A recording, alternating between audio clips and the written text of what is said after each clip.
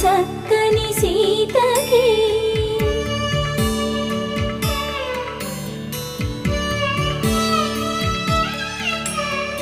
ఎర్ర జాబిలి చేయి